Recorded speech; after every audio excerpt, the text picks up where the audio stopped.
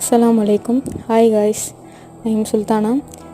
இவ்வளோ நாள் எப்படி வாய்ஸ் போடுறதுன்னு ஒரு இதாகவே இருந்துச்சு. அது மட்டும் இல்லாமல் நம்ம கவிதை தானே எழுதுகிறோம், எதுக்கு வாய்ஸ் அப்படின்லாம் நினச்சிக்கிட்டு இருந்தேன்.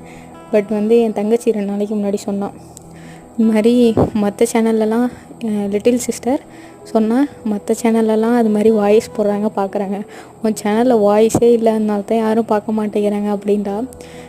ஒருமா சரி அவள் ஆசைப்பட்றாளே, அது மட்டும் இல்லாமல் சரி வாய்ஸ் போட்டு தான் பார்ப்போம் அப்படின்னு போடலான்னு தான்.